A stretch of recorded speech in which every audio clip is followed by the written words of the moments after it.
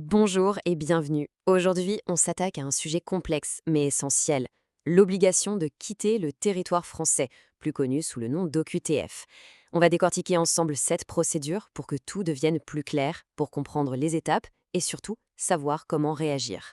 Recevoir une OQTF, c'est un choc, c'est une véritable épreuve. Mais il faut tout de suite se mettre une chose en tête, ce n'est pas une fatalité. La loi prévoit des solutions, des voies de recours. La clé, et on va le répéter, c'est d'agir. D'agir vite et surtout bien informé. Alors, pour y voir clair, voilà notre plan de bataille. D'abord, on va définir simplement ce qu'est une OQTF. Ensuite, on passera au point le plus critique, les délais, une vraie course contre la montre. Puis, on verra comment on conteste, avec quels arguments.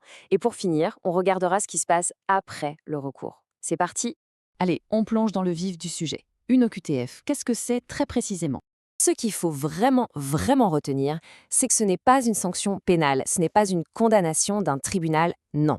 C'est une mesure administrative, c'est le préfet qui la prend pour dire à une personne étrangère qu'elle doit quitter la France, car son séjour est considéré comme irrégulier. Une OQTF, en général, ça ne tombe pas du ciel. Elle vient presque toujours après une autre décision.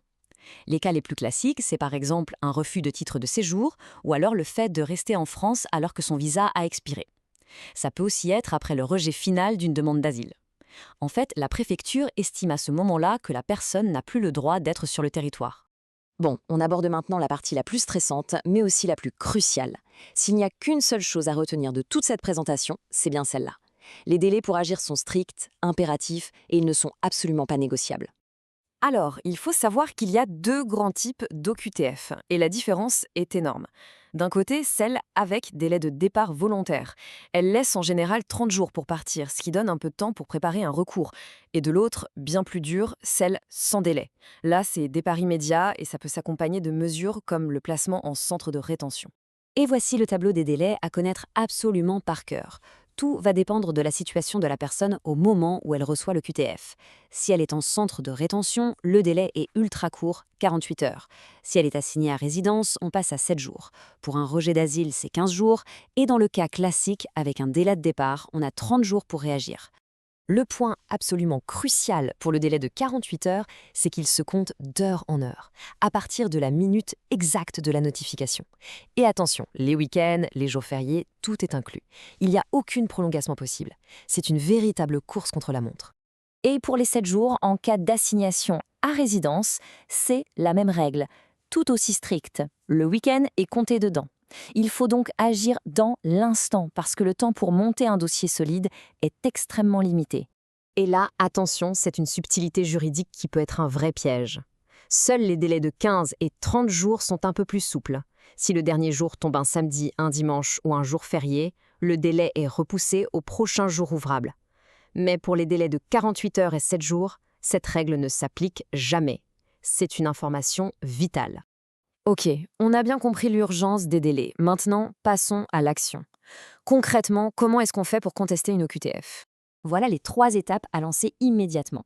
La toute première, la plus urgente, trouver une aide juridique, un avocat spécialisé ou une association. Ensuite, il faut vite rassembler toutes les preuves de ses liens avec la France.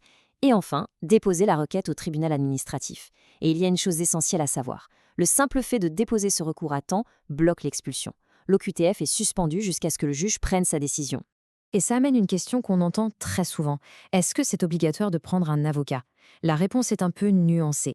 Du point de vue de la loi, non, l'avocat n'est pas obligatoire pour cette procédure. Mais dans les faits, en pratique, c'est plus que recommandé, c'est quasi indispensable. Pourquoi?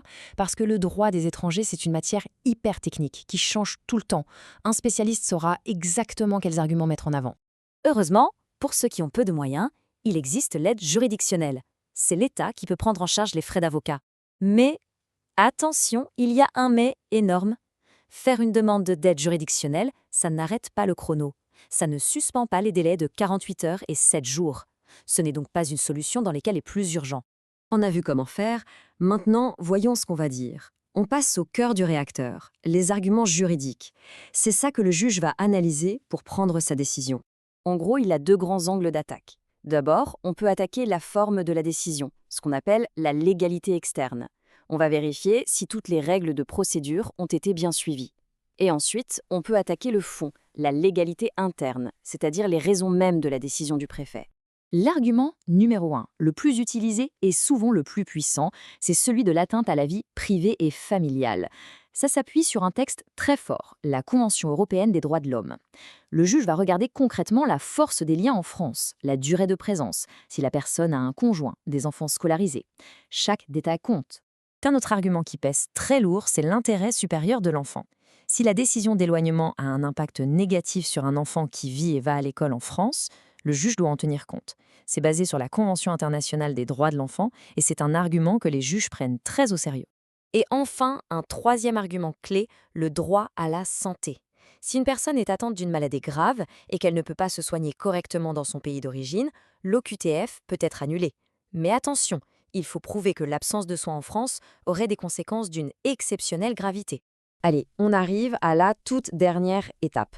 Le recours a été déposé, l'audience a eu lieu, le juge a réfléchi. Alors, quel est le verdict possible? Il y a deux scénarios. Soit le tribunal annule l'OQTF, et là, c'est la victoire.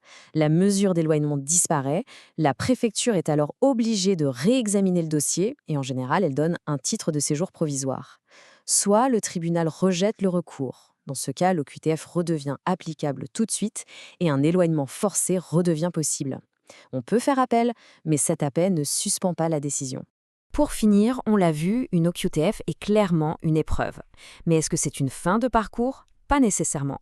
Avec la bonne information, une réaction immédiate et l'aide de professionnels, il existe des moyens concrets de se défendre. La vraie question, ce n'est donc pas seulement de savoir si on peut contester, mais bien de savoir comment le faire de la manière la plus efficace possible.